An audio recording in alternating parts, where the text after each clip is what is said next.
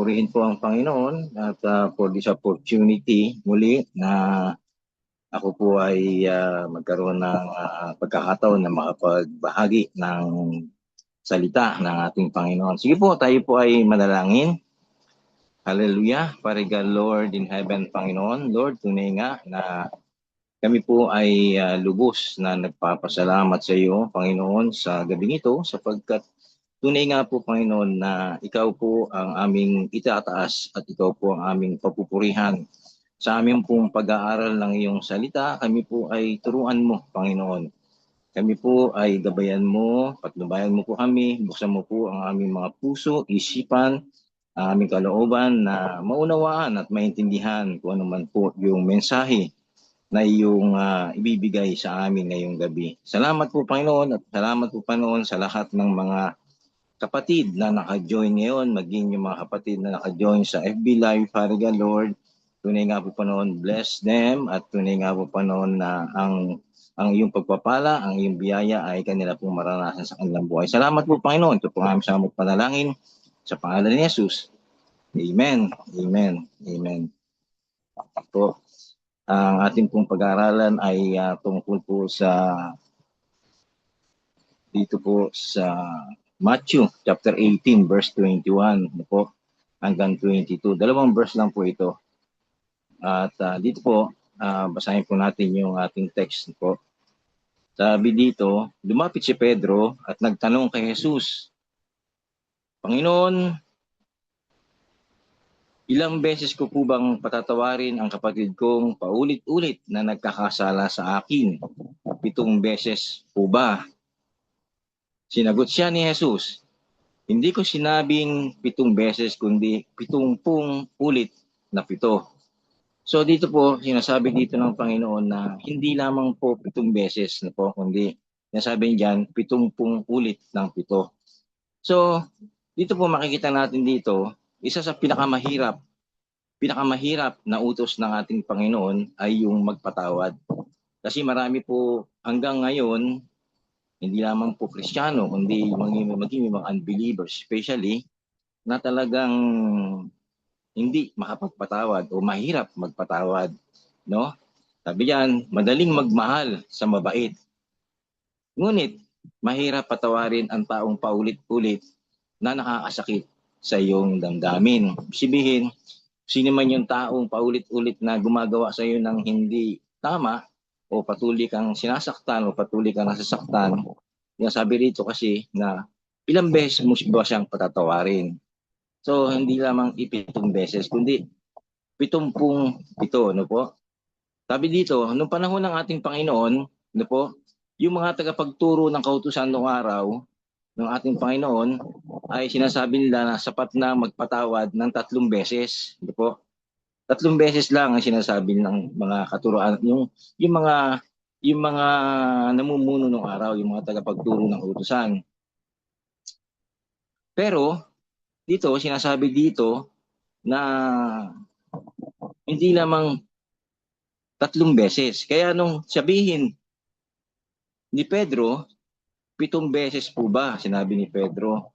Ngayon, nagulat siya nung sinabi ni Pedro, nagulat si Pedro sa sinabi ng Panginoon na hindi lamang 7 beses. Ngayon, sa pag-aakala ni Pedro, doon sa sinabi niyang 7 beses, ay nasa isip niya na marami na yung 7 beses. Ibig sabihin doon, yung 7 beses ay marami na para sa kanya. Ngunit dito,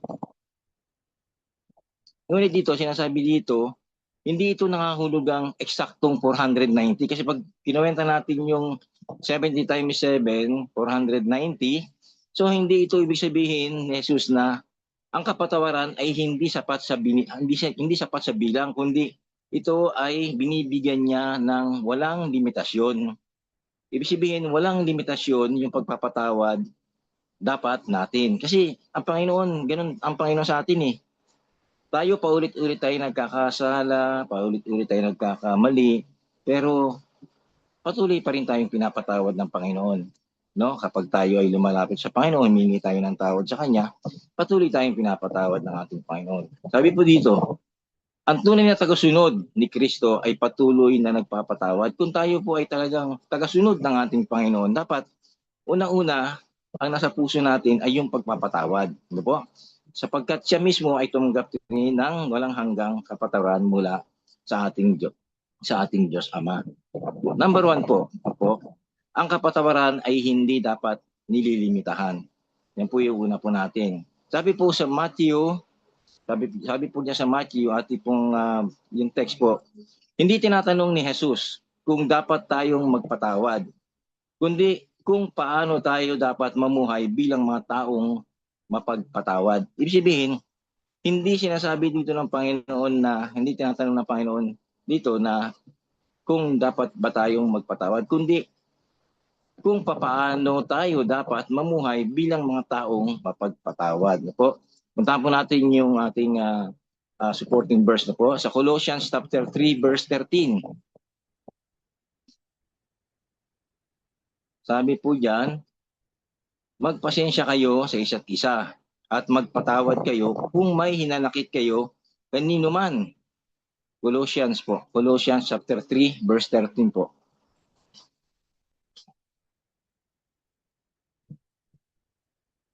Magpasensya kayo sa isa't isa at magpatawad kayo kung may hinanakit kayo kanino man. Magpatawad kayo gaya ng pagpapatawad sa inyo ng Panginoon. Ano po? Ngayon, dito, ibig sabihin ito po, no? Ang kapatawaran ay hindi nakabatay sa dami ng pagkakamali. Ano po? Ang kapatawaran ay hindi nababatay dun sa dami ng mga pagkakamali ng iba, kundi sa laki ng biyaya. Kundi makikita natin doon kung gaano kalaki yung biyaya na tinatanggap natin mula sa ating Panginoon. Kasi hanggat ganun kalaki yung biyaya na tinatanggap natin sa ating Panginoon, ganun din kalawak yung pagpapatawad natin sa mga taong nagkakasala sa atin. Ano po? Ang taong marunong magpatawad ay hindi mahina. Ibig sabihin dito, kung tayo po ay nagpapatawad, hindi nangangahulugan na para bang napakahina ko naman para patawarin ko siya. Ganun po. Hindi po ganun. Ang taong marunong magpatawad ay hindi mahina, kundi siya ay sumusunod, no po? Sumusunod sa utos ng ating Panginoon. Ibig sabihin doon, alam niya o alam natin ang kautusan ng Panginoon, ang turo ng Panginoon na tayo ay dapat magpatawad. So, ano ang dapat natin gawin? Kung tayo ay hindi magpapatawad, sinusubay natin yung utos ng ating Panginoon. Ano po? Kung may taong paulit-ulit kang sinasaktan, may taong paulit-ulit kang sinasaktan, hilingin mo sa Diyos. Ano po? Ilang ang paraan natin. Hilingin natin sa Diyos yung biyaya ba, yung tulong ng Panginoon na bigyan tayo ng kalakasan upang tayo ay makapagpatawad, upang mapatawad natin yung taong patuloy at paulit-ulit na nagkakasala sa atin. Wala kasi ibang makakatulong sa atin, walang ibang makakapagbigay sa atin ng kalakasan. Kasi kung lalapit ka sa tao, minsan ang tao mali ang itinuturo. Mayroong sinasabi diyan, bakit mo siya patatawarin? Kung sobra-sobra na yung ginagawa sa iyo, ganun na minsan katwiran ng tao, no? Pag sa tao tayo nagtatanong. Pero pag tayo humingi sa Panginoon ng kalakasan, ang Panginoon bibigyan tayo ng tamang desisyon, tamang pamamaraan kung paano dapat gagawin, kung paano mo i-approach yung tao. Po. Kaya isa number 2 po. Number 2, tayo ay unang napatawad muna ng Diyos. Ibig sabihin, tayo muna ay unang pinatawad ng Diyos. Hindi maaaring magpatawad, sabi diyan, hindi maaaring magpatawad kung hindi natin naunawaan kung gaano tayo unang pinatawad ng Diyos. Ibig sabihin yun, hindi natin maunawaan yung pagpapatawad Kasi unang-una, paano natin maunawaan yung pagpapatawad kung hindi muna natin naranasan yung pagpapatawad ng Diyos sa atin. Kasi kinakailangan maranasan muna natin kung paano tayo pinatawad ng Diyos para tayo naman matuto tayong patawarin yung nagkakasala sa atin. Kasi unang-una, tayo ay unang pinatawad na ng ating Panginoon. Ano po? Kaya punta po tayo sa ating supporting verse sa Ephesians chapter 4, verse 32.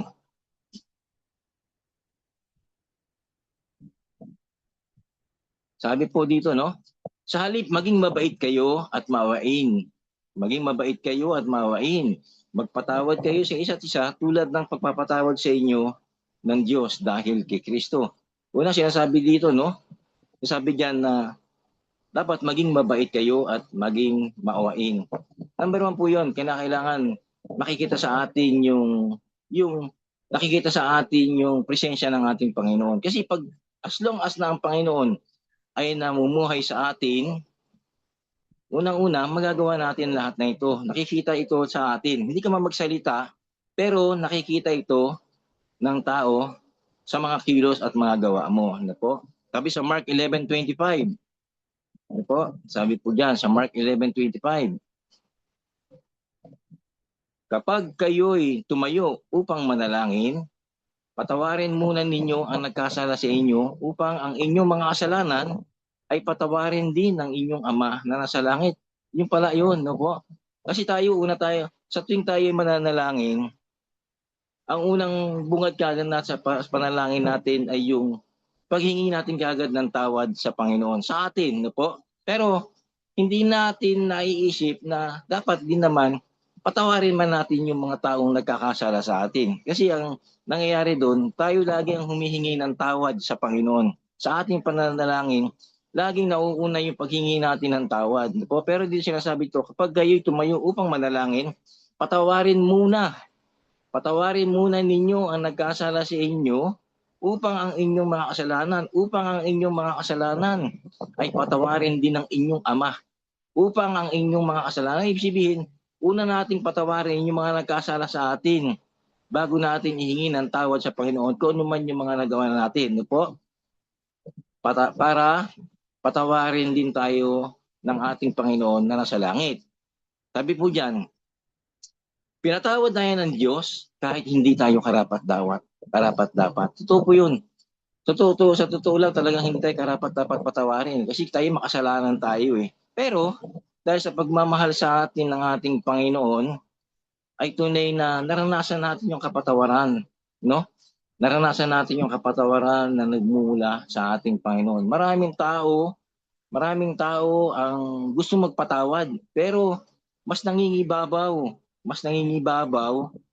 yung galit, no? Yung galit, mas nangingibabaw yung galit, mas nangingibabaw yung panunulusol ng ibang tao, mas nangingibabaw yung paniniwala niya sa iba kaysa sa paniniwala niya sa Panginoon. Sabi dito, kung ang Diyos ay nagpatawad sa atin ng napakalaking kasalanan, no po, paano tayo tatanggihan, no po? Paano tayo tatangging magpatawad? Ibig sabihin, kung tayo ay pinatawad ng Panginoon sa napakalaking kasalanan o kung mayroon man tayong nagawang kasalanan, no, tayo ay napatawad, paano nating tatangging magpatawad sa iba? No, paano natin sasabihin na ayoko patawarin itong tao to samantalang ikaw pinatawad ka ng Diyos? No? Ibig sabihin, nagiging selfish ka.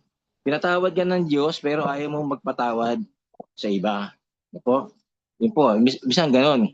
Kristiyano, minsan kahit na Kristiyano, talagang pagdating sa pagpapatawad, talagang diyan po nahihirapan. Kaya maraming Kristiyano ang namumuhay, nasasabing Kristiyano, pero ang puso ay puno ng hindi pagpapatawad. Maraming Kristiyano hanggang ngayon ay tunay na namumuhay sa hindi pagpapatawad. Hindi makalimot, hindi malimutan. Ibig sabihin, andoon pa rin yung napakatagal na, kung ilang taon na ang lumipas, kung ilang dekada na ang lumipas. Marami dyan. Sinasabi, mamamatay ako, pero hindi ko siya mapapatawad. Marami diyang namatay na hindi napatawad yung ibang mga tao na nagkasala sa kanila. Sino po ang nagdusa? Hindi po yung taong nagkasala sa kanya, kundi siya yung nagdusa. Kasi hindi siya nagpatawad ng kasalanan. Hindi siya natutong magpatawad ng kasalanan. Ngayon, sabi siya, number 3 po tayo. Ang hindi pagpapatawad ay nagpapasakit ng ating puso. Ibig sabihin, kapag tayo po ay talagang nasa Panginoon tayo, kuminsan, pag meron taong nakakagawa sa atin ng hindi tama, ang sakit sa puso natin. Masyado tayo nasasaktan. No po? hindi tayo masyado nasasaktan. Ngayon, mas masakit kung hindi natin sila patatawarin. Ibig para bang tinitiis natin, kinikimkim natin yung galit natin, kinikimkim natin yung sama ng loob natin, yung dapat na ilabas natin kung ano man yung nasa sa looban natin. Ang nangyayari, kinikimkim natin, iniipon natin yan sa dibdib natin, sa puso natin. So anong nangyayari? Nahihirapan ang puso natin. Nahihirapan ang puso natin. Dahil nga, mas nangingibabaw yung ayaw mong magpatawad. Ayaw mong patawarin yung nagkasala sa iyo. Kaya maraming tao hanggang ngayon ay walang kapayapaan. Ano po? Walang kapayapaan, walang katiwasayan ang kanilang puso, ano po? Maaaring nakikita natin sila patawa-tawa, maaaring masaya, pero sa loob ng kanilang kalooban, sa kanilang puso, meron silang dinadala, meron silang kabigatan na meron silang gustong patawarin na hindi nila mapatawad. No po? Meron silang gustong ilapit sa Panginoon na ihingi ng tawad, hindi nila maihingi ng tawad. Ngayon, meron naman silang gustong patawarin, hindi nila kayang patawarin dahil sa meron nang nagawa sa kanila. Kapag ayaw nating magpatawad, ang unang nasasaktan ay tayo rin. Ano po? Tayo rin ang nasasaktan kung ayaw nating magpatawad. Ano po? Kasi maaaring sinasabi niya, okay lang. Okay lang sa akin, pinapatawad ko na siya. Ganun lang. Di ba? Pero, yun ay salita lamang. Pero deep inside, sa puso niya, ay nandoon pa rin yung sama ng loob, andun pa rin yung hinanakit, andun pa rin yung galit. Madaling sabihin yung, pinatawad ko na yan. Pinatawad ko na yan, kinalimutan ko yung ginawa sa akin yan. Pero, andun pa rin. Hindi mo malimutan, hindi mo, sa tuwing makikita mo yung tao, lagi mo naaalala kung ano yung ginawa niya sa iyo, ganun. So, hindi mo siya malimutan. Kaya paulit-ulit. So, kaya walang kapayapaan, walang katiwasayan, no? Hindi mo alam kung paano ba hinahandle yun, no? Hindi ka nagkakaroon ng peace of mind. No? Sabi diyan, yung taong kapag ayaw nating magpatawad, ang unang nasasaktan ay tayo rin. Nagkakaroon tayo ng, yan, unang galit. Yung galit, kapaitan, puot, pagkawala ng kapayapaan. Wala yung kapayapaan natin dahil nga doon sa galit, no? Dahil sa tindi ng galit natin, yung maliit na problema, yung maliit na kamalian, lumalaki ng lumalaki dahil doon sa ikaw, yung taong nagawa ng kasalanan, imbis na ilapit sa Panginoon, sa tao lumalapit, no? Siyempre, yung taong lalapitan, magbibigay ng maling opinion, magbibigay ng maling pagtuturo.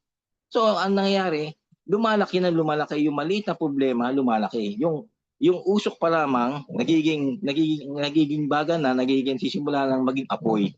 Kaya pagtatagal, yung galit na maliit, lumalaki dahil doon sa maling pakikinig. Po?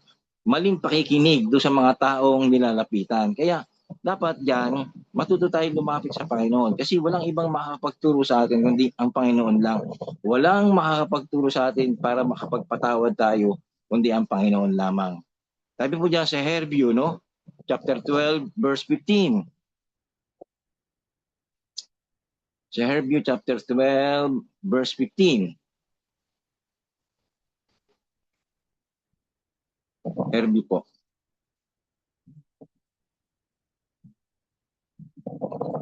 Herbio chapter 12 po, 15.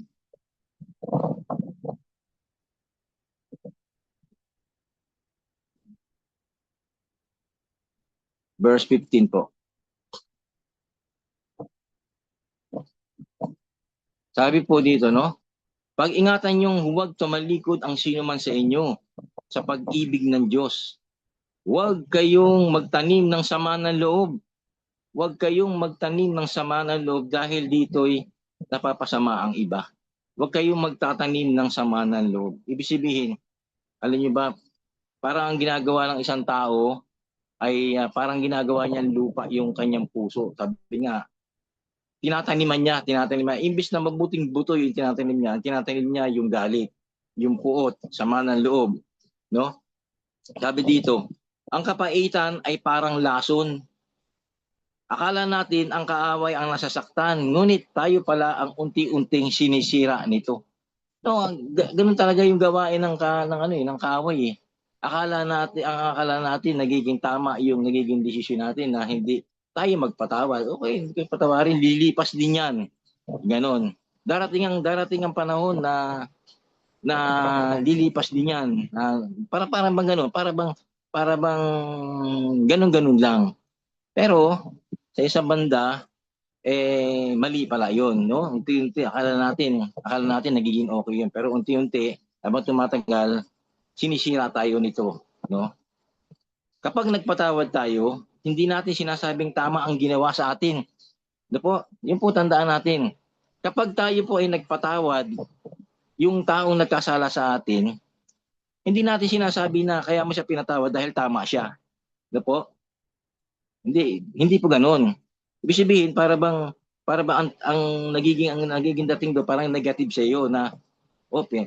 Kaya mo siya pinatawa dahil iniisip mo na ikaw yung mali, na ikaw yung may pagkakasala, siya yung tama. Ganun po. Sabi diyan, pinipili lamang nating ipaubaya ang paghukom sa Diyos. Ibig sabihin doon, kapag nagpatawad tayo, hindi natin sinasabing tama ang ginawa sa atin.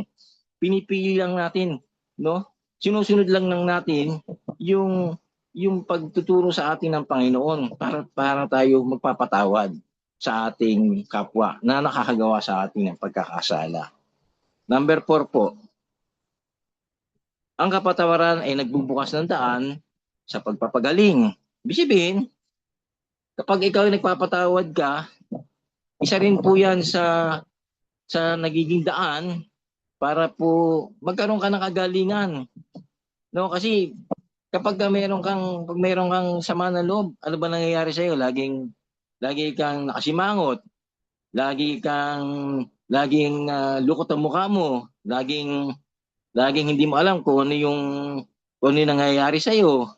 Ano po? Yung bang para bang lagi mainit ang ulo mo. Ganun. Laging wala ka sa kondisyon. Pero sabi dito, ang kapatawaran ay nagbubukas ng daan para sa pagpapagaling. Ibig sabihin, nagiging gumagaling ang lahat ng bagay kung dating sumasakit ang ulo mo dahil pag nakikita mo yung taong galit na galit ka doon sa taong yun, sumasakit ang ulo mo, ganyan. Pero dahil sa ginawa mong tamang aksyon na nagpatawad ka, nagkakaroon ka ng kagalingan. Sabi dito, kapag nagpatawad tayo, sabi po diyan, no? Kapag nagpatawad tayo, ano po ang nangyayari? Gumagaan ang ating kalooban. Ano po? Gumagaan ang ating kalooban, nagiging payapa yung ating puso, nagiging payapa yung ating isipan, nagkakaroon tayo ng peace of mind. Ano po? Nakakangiti tayo, yung tamang ngiti, hindi yung parang ngiting napipilitan lamang. Nagkakaroon tayo ng kapayapaan, lumalalim ang ating relasyon sa Diyos.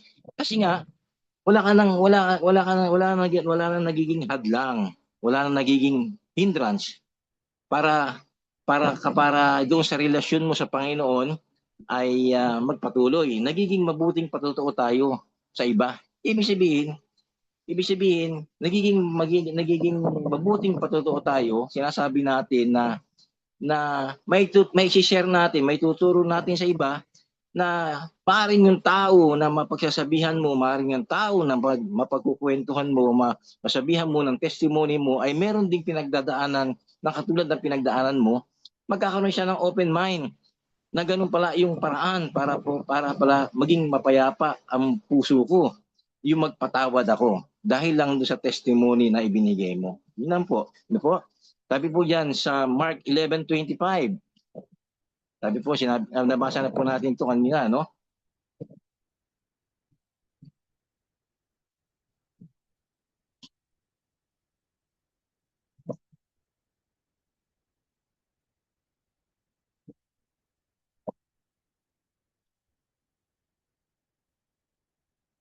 Sabi po dito, hindi tayo pinatawad ng Diyos dahil marunong tayo magpatawad. Ngunit ang taong tunay nakakaranas ng kapatawaran ng Diyos ay natututong magpatawad. Ibig sabihin niyan, Natututo tayong magpatawad dahil natutunan nating patawarin tayo ng ating Panginoon. No po? Ngayon, ito po yung mga katanungan, no po, sa akin po, para sa akin po, katanungan na rin po para sa bawat isa sa atin, no po. Ang katanungan po ay ito, may tao pa ba para sa akin, no po? O, ito po para sa inyo rin. May tao ba akong hindi pa napapatawad? Una po 'yan, no po? May sama ba ako ng loob na matagal ko nang dinadala? Yan po yung pangalawa. Handa ba akong sundin si Jesus kahit mahirap? Ito yung pangatlo. Hilingin sa Diyos na bigyan ka ng pusong marunong magpatawad. Yun po yung pang-apat. Yun po yung mga bagay na na na ini-apply ko sa sarili ko, na tinatanong ko yung sarili ko, no po. Ngayon, ganyan din po, tanungin din po natin ang sarili natin tungkol po dito, no po. Sabi po diyan, ang kapatawaran ay hindi tanda ng kahinaan, kundi katatagan ng pananampalataya. Hindi sinasabi rito na kung ikaw ay nagpatawad, ikaw ay nagiging mahina, no? Nakikita yung kahinaan mo. Maraming ganyan eh. Oh, ang hina mo naman, bakit pinatawad mo? Ba't mo siya pinatawad? Bakit mo siya pinatawad? Ganon. Yung mga ganun ba sinasabi na dapat hindi mo siya pinatawad para matuto siya. Yung mga ganun bang mga ano, yung mga pagtuturo ng iba na akala natin tama, no po? Pero hindi naman pala tama. Ibig sabihin, hindi porke pinakikita natin yung kahinaan natin na nagpapatawad tayo ay para bang napakahina nating Kristiyano. Para bang bakit ba parang ako yung argabyado, ako pa yung magpapatawad, ako yung nasaktan, ako pa yung magpapatawad. Para bang gano'n na hindi po dapat tayo, ang kapatawaran ay hindi tanda ng kahinaan kundi ng katatagan. Ibig sabihin, habang tayo ay nagpapatawad, habang patuloy nating pinapatawad yung mga taong nagkakasala sa atin, lalong lumalalim yung ating pananampalataya sa ating Panginoon. No po? Lalong nagiging matibay yung ating relasyon sa Kanya. Kasi nakikita natin doon, lagi natin nai-imagine, kung hindi mo ko pinatawad, Panginoon, hindi ko rin mapapatawad din ng taon to, kasi hindi ko mararanasan, kasi naranasan ko yung paano mo ako pinatawad. Kaya naman yung nararanasan kong pagpapatawad o yung nararanasan kong kapatawaran na nagmumula sa iyo ay binabahagi ko naman sa taong nagkakasala sa akin. Kaya ganun po yung na hindi po ibig sabihin kung meron ka mang pinatawad, hindi nangangahulugan na napakahina mo. Huwag po nating isipin yun na po. Hindi sinabi ni Jesus na magiging madali ang magpatawad. Ngunit iniutos niya ito dahil alam niyang ito ang daan tungo sa kalayaan ng ating puso. Hindi sinabi ni Jesus na maging madali. Ano po? Hindi sinabi ni Jesus na maging madali. Mahirap nga yung magpatawad. Sinabi nga ng Panginoon, di ba? Ang pinakamahirap na utos sa lahat ay yung magpatawad. Kaya sinasabi niya rito, hindi sinabi ni Jesus na magiging madali ang magpatawad. Ngunit, iniutos niya ito dahil alam niyang ito ang daan tungo sa kalayaan ng ating mga puso. Sa kalayaan natin. Ano po? Kapag naalala natin kung gaano tayo pinatawad ng Diyos, habang naaalala natin kung paano ba tayo pinatawad ng Diyos sa pamamagitan ni Kristo, ng ating Panginoong Hesukristo, mas nagiging handa tayong magpatawad sa iba. Ano po?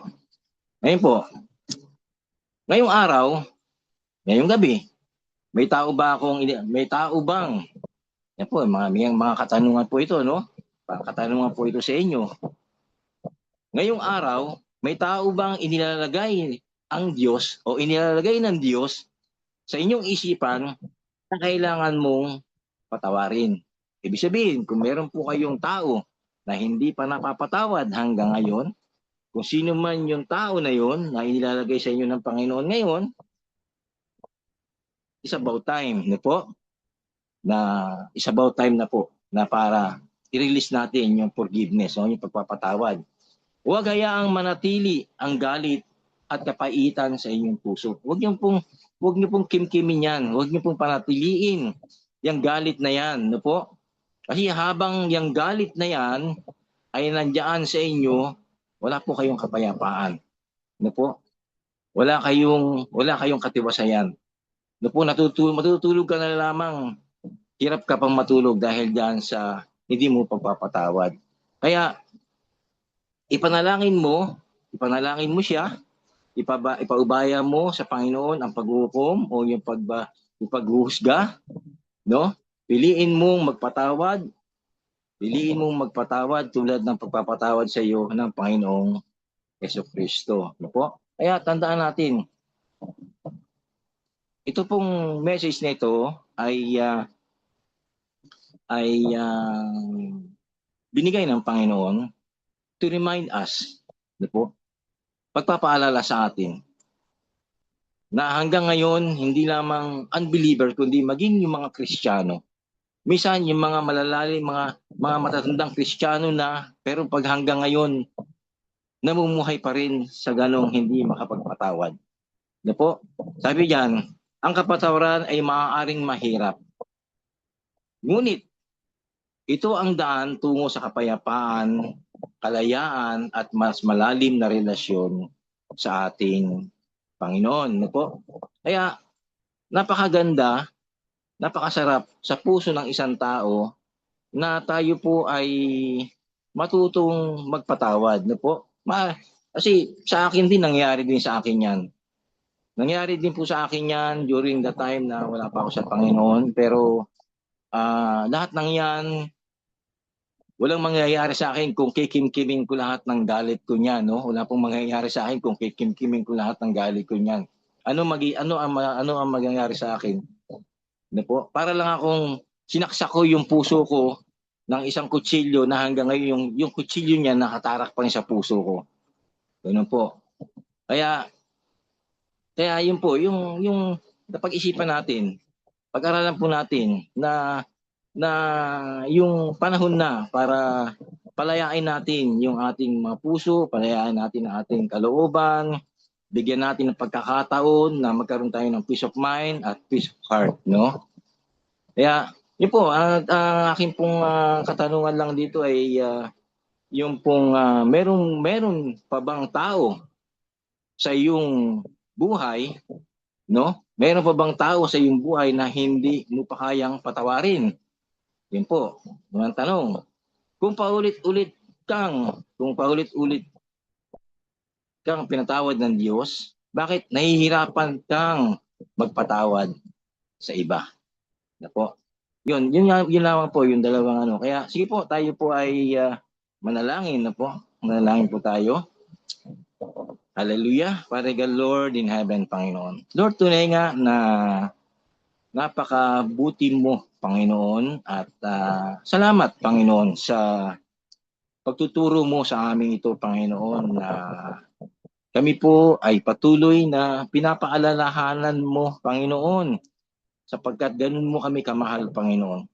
Pinapaalalahanan mo kami kung paano kami dapat magpatawad, sapagkat kami, Panginoon, ay gayon din naman, Panginoon. Nakaranas kami ng kapatawaran na nagmumula sa iyo, o kaya, Panginoon, hayaan mo, Panginoon, na ito po ay maiparanas din namin sa iba, Panginoon, na nagkasala sa amin, na may bigay din namin yung kapatawaran, Panginoon, na katulad ng kapatawaran ibinigay mo sa amin. Kung kaya't, Panginoon, kami po ay nagpapasalamat sapagkat tunay nga po, Panginoon, na ito po ay pagpapakita lamang na wala kaming magagawa kung wala ka, Panginoon. We cannot do anything without you, Panginoon. Kung kaya patuloy kaming nagpapasalamat sa iyo, Panginoon, at patuloy ka naming pupurihin, dadakilain, sasambahin, Panginoon, sa aming buhay.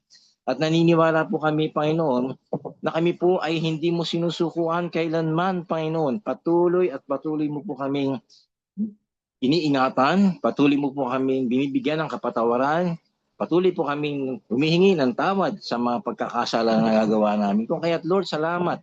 Maraming salamat po sa pag-ibig mo sa bawat isa sa amin. At tunay nga po, Panginoon, panalangin ko po, Panginoon, sa lahat ng mga kapatid na nakikinig ngayon, Panginoon. Tunay nga po, Panginoon, I pray in the name of Jesus, Panginoon, and to the leading of the Holy Spirit. Tunay nga po, Panginoon, na mag-manifest ang mensaheng ito sa buhay ng bawat isa sa amin. Panginoon, sa bawat isa sa amin ay ito po ay maging katuruan at ito po ay dapat naming itanim sa aming mga puso at isipan. Alalahanin ka namin, Panginoon. Alalahanin ka namin kung paano mo kami tinuruan, kung paano mo kami minahal. Salamat po, Panginoon. Ito po ang aming samot panalangin sa pangalan ni Jesus. Amen, amen, amen.